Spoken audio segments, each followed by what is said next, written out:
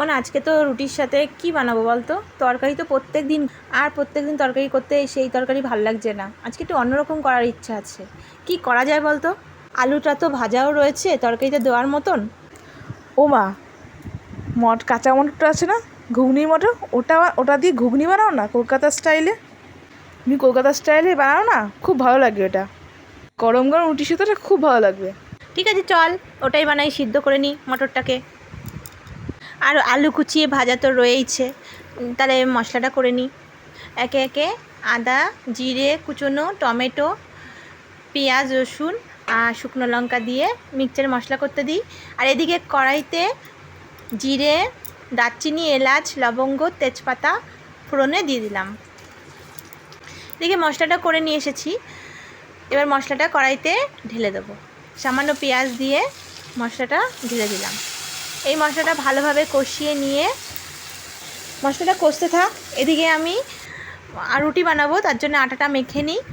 আটা মাখাও হয়ে গেছে, লেচি তৈরি করে নিলাম। এবার আমি বেলে নেব। রুটিটা বানিয়ে হটপটে রেখে দিলে গরমও থাকবে, আর চটজলদি রুটি আর এই ঘুগনিটা আমি সার্ভ করতে পারবো, অসুবিধা নেই। তো রুটিটা বানানো প্রায় কমপ্লিট। তো এরপরে আমি এদিকে দেখছি মশলাটা কষানো হয়ে গেছে। এবার তার মধ্যে একে একে আলু, হলুদ, লবণ, এবার ওই ঘুগনির মটরের ওটা সিদ্ধটা দিয়ে দিলাম। দিয়ে ভালো করে নাড়াচাড়া করে নিয়ে একটু সামান্য জল দিয়ে একটু সামান্য চিনি দিয়ে ফুটতে দিলাম। তো ফুটে অনেকটা কমে এসেছে বেশ। এখন নামানোর সময় আমি সামান্য গরম মশলা দিয়ে দিয়েছি। এবার আমি এটাকে নামিয়ে নেব।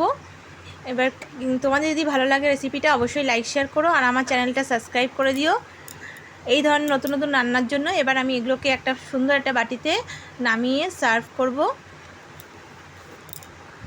দেখো কি অসাধারণ দেখতে লাগছে, খেতেও একদম দোকানের মতনই স্বাদ, তার থেকেও টেস্টি।